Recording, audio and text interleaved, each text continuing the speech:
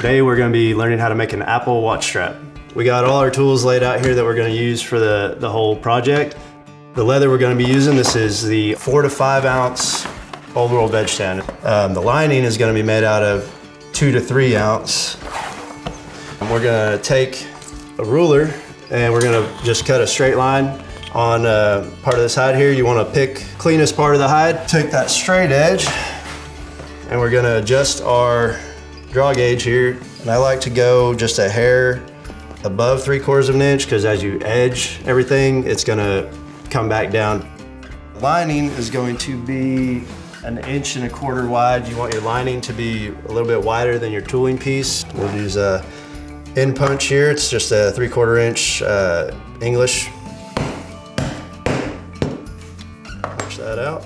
Our next step in this process is we're gonna skive the fold parts, and all of that stuff is marked out on our pattern over here. There's a little key that shows you which areas you need to skive. So now we got our pieces cut out here, and what we're gonna do is mark out our borders. You don't have to put a real deep groove in it. All right, so now we're at the point where we can go and lay our design on our project. What I like to do is I like to tape the back of the piece that I'm tooling, and I just use clear packing tape. Keeps the leather from stretching while you tool it.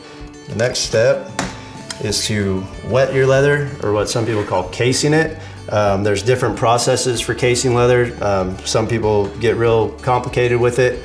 My basic process is just wet the leather, let it start to come back to its natural color, and then go to work on it. Now that the leather's cased, we have our pattern on it, borders are marked, we can go ahead and start carving our pattern. You don't have to press really hard when you're carving. So now we can go to tooling our leather. We don't have to re-wet it, it's still wet enough. I'm gonna start just by beveling all the borders. Make sure you bevel towards the inside of your borders. Kind of the last step that I usually do is backgrounding. Creates highs and lows. You get a lot of depth out of it.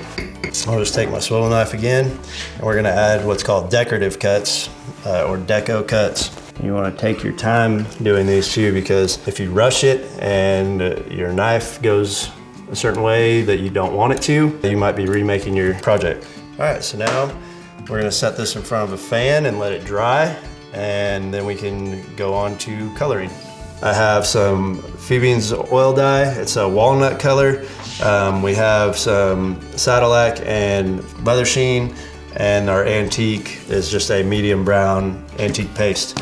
The first step you wanna do, if you're trying to get a two-tone effect, is you wanna dye all your borders, anything that you want to be dark, and you're just gonna put some nice even coats. The purpose of resist is to resist your antique, just a couple light coats back and forth and you're good to go. The antique paste that we use, it doesn't generally cause any issues with this Sadillac spray. You can usually throw it on pretty quick and then wipe it back off and you're good to go. Our next step is going to be assembling all this, gluing it all together. I prefer barge glue. After our glue sets up and gets tacky on us, we're gonna be gluing these folds over. So we're just gonna slide this on here. We're going to get it nice and snug in there and line our edges up and just press these down.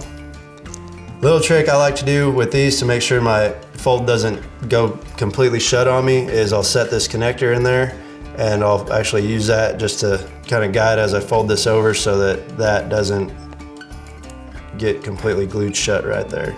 So you're gonna wanna rough that up, apply a little bit of glue to that right there before you apply your lining, and then afterwards you're just gonna line this up with that and then glue everything to your lining. Now we should be able to attach our lining to our watch band piece. We're gonna let it set up a little bit, and then we're gonna take it over to the machine and stitch it up. So now that we've got everything stitched up, we can trim off our excess around our edges, and then we'll take our edge beveler, go across our edges, sand our edges, burnish them, and make them look real nice. So I like to use, it's just a regular saddle soap from Fiebing's, and I'll just take this and work it back and forth over this wet edge. So that's pretty slick. From this point, you can go back over this edge once this is dry. That'll give it a nice rich color, look really nice, give you a nice finished product. So that's it for this watch band project. I hope y'all had fun and enjoyed it. I'm Dustin from the Dusty Hide Leather Company, and this is how I make my mark.